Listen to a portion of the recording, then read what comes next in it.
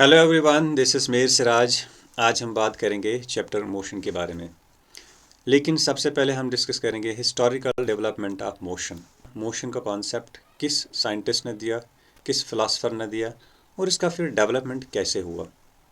सबसे पहले जो मोशन स्टडी किया वो था एरिस्टोटल। एरिस्टोटल का नाम आपने सुना होगा, बहुत ही मशहूर फिलासफर है। तो इसने जब ये नेचुरल फिनोमेना देखा, अपने आसपास की चीज़ें देखी, उनमें मूवमेंट देखा, तो उसने उन उन मूवमेंट को यानी कि मोशन को दो कैटेगरीज में रखा। One he called as natural motion and second he called as violent motion. तो इसने देखा कि कुछ ऐसे भी ऑब्जेक्ट्स थे जो खुद ब खुद मूव कर रहे थे। जैसे for example sun is moving, moon is moving, wind is blowing, insects are moving, birds are moving. तो इस तरह से का जो मूवमेंट है, इसने देखा कि ये मोमेंट्स ये नेचुरल मोशन है, मतलब ये खुद ब खुद मूव कर रहे हैं। तो इनको इसने नेचुरल मोशन में रखा। These are the natural motions. दूसरी जो कैटेगरी थी मोशन की, वो थी वायलेंट मोशन। यानी कि उसने बताया कि जिस चीज़ को एक्सटर्नल फोर्स की ज़रूरत है उसको मोशन में लाने के लिए, वो वायलेंट मोशन है। फॉर एग्जांपल, ये पर्सन इस कार्ट पे जब पुल करेगा या पुश करेगा तब जाके कार्ट मूव करेगा। This type of motion he called as violent motion. इस तरह से फॉर एग्जांपल, आप कोई चीज़ उठा रहे हो, कोई चीज़ फेंक रहे हो, तो उसको मोशन में लाने के लिए आपने उस पर फोर्स अप्लाई किया, that's violent motion. For example, आप कार चला रहे हो, दैट्स वायलेंट मोशन, क्योंकि एक्सटर्नल फोर्स की ज़रूरत होती है। आपने किसी चीज़ को धक्का दिया और वो मोशन में आ गया, दैट्स वायलेंट मोशन, क्योंकि एक्सटर्नल फोर्स हमने उस ऑब्जेक्ट पे लगाया। तो इन टाइप्स ऑफ मोशन को इसने बोला वायलेंट मोशन। एंड देन उसने जब स्टडी किया, उसने बोला कि जो हैवियर एंड लाइटर ऑब्जेक्ट्स हैं, उसमें अगर हम दो ऑब्जेक्ट्स को, फॉर एग्जांपल दोनों ऑब्जेक्ट्स को अगर हम फॉल करेंगे एक ही टाइम पे, तो उसमें से हैवियर ऑब्जेक्ट पहले गिरेगा और बाद में लाइटर ऑब्जेक्ट्स गिरेगा। ये इसका एक व्यू पॉइंट था। इसने ये बोला कि जो हैवियर ऑब्जेक्ट्स हैं उनकी जो रेस्टिंग प्लेस है दैट्स अर्थ, यानी कि उनको फॉल ही होना है, और जो लाइटर ऑब्जेक्ट है उनको राइज होना है ऊपर। उनकी जो नेचुरल प्लेस है that is to rise. And ये भी बोला इसने कि एक ऑब्जेक्ट को कॉन्स्टेंटली मोशन में रखने के लिए हमें हमें उस पर कॉन्स्टेंट फोर्स अप्लाई करना पड़ेगा, उस ऑब्जेक्ट को कंटिन्यूसली मोशन में रखने के लिए। किसी ऑब्जेक्ट पे हमने फोर्स अप्लाई किया और बाद में जाके हम फोर्स को हमने हटा दिया, तो वो ऑब्जेक्ट भी रुक जाएगा, राइट। तो मोशन में रखने के लिए ज़रूरी है कि उस ऑब्जेक्ट पे कंटिन्यूसली और कॉन्स्टेंट मोशन फोर्स अप्लाई करें हम, तब जाके वो मोशन में रहेगा। देन बाद में क्या हुआ, ये जो सारे कॉन्सेप्ट्स एरिस्टोटल के थे, they were fallacy, they were wrong, right. फिर बाद में जाके उनको रॉन्ग प्रूफ किया गैलीलियो ने। तो लेकिन फिर भी इसके जो कॉन्सेप्ट्स हैं ये 2000 ईयर्स तक डोमिनेंट रहे, क्योंकि कोई भी ऐसा फिलासफर, कोई भी ऐसा साइंटिस्ट नहीं आया 2000 ईयर्स तक जो इन कॉन्सेप्ट्स को चैलेंज कर सके। देन बाद में जाके एरिस्टोटल आए, एरिस्टोटल ने इन सारे चीज़ों को फैलेसी प्रूफ किया।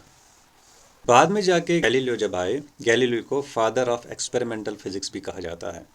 गैलीलियो ने एक एक्सपेरिमेंट परफॉर्म किया, इंक्लाइनेड प्लेन एक्सपेरिमेंट। तो इसने क्या किया, इसने ऐसे एक इंक्लाइनेड प्लेन्स बनाए, यहाँ से ऑब्जेक्ट को ड्रॉप किया और इधर आके ये ऑब्जेक्ट रेस्ट पे आता है। मतलब ये कि अगर इस प्लेन को ऑलमोस्ट फ्रिक्शनलेस बनाया जाए, मतलब फ्रिक्शन को बहुत ज़्यादा रिड्यूस किया जाए, जिस हाइट पे हम इसको ड्रॉप करेंगे उसी हाइट पे ये जाता है, उसी हाइट पे ये रीच हो जाता है दूसरे साइड से, राइट। यहाँ से हमने इसको गिराया तो उसी हाइट पे यहाँ से ये इस हाइट पे रीच हुआ। यहाँ से हमने गिराया या इस स्लोप को हमने थोड़ा सा कम किया, लेकिन हाइट ये वही मेंटेन करेगा जो हम यहाँ से इसको दे रहे हैं, राइट। अब अगर मान के चलो हम इस स्लोप को ज़ीरो करते हैं, तो ये किस हाइट पे पहुंचेगा और कहाँ पे पहुंचेगा।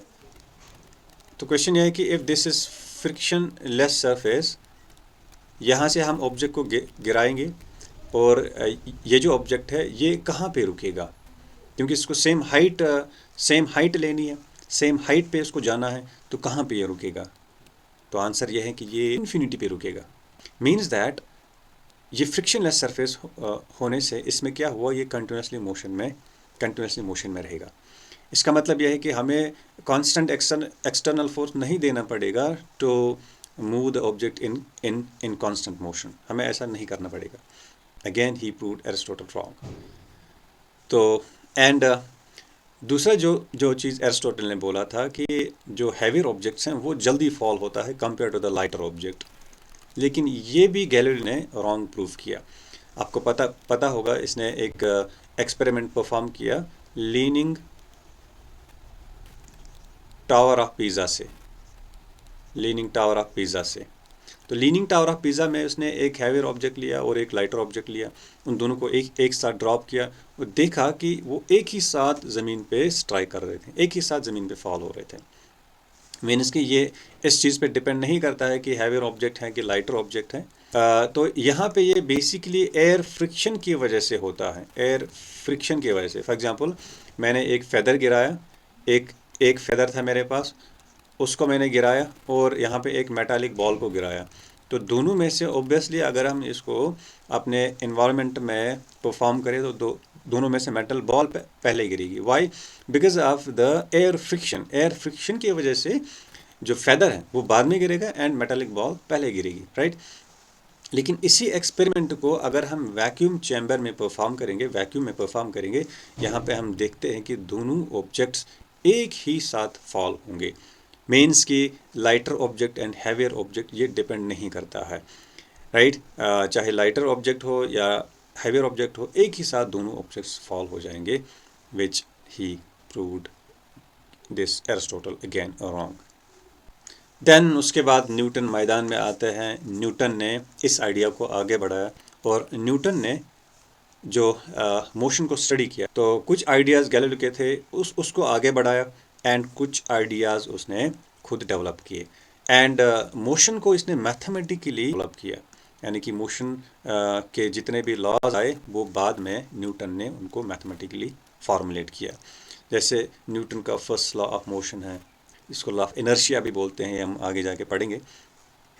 Newton second law of motion and Newton third law of motion. तो ये सारी चीज़ें हम आगे जाके पढ़ेंगे। Newton's first law, second law and third law and universal law of gravitation, ये हम आगे जाके पढ़ेंगे। तब तक के लिए stay tuned and best of luck.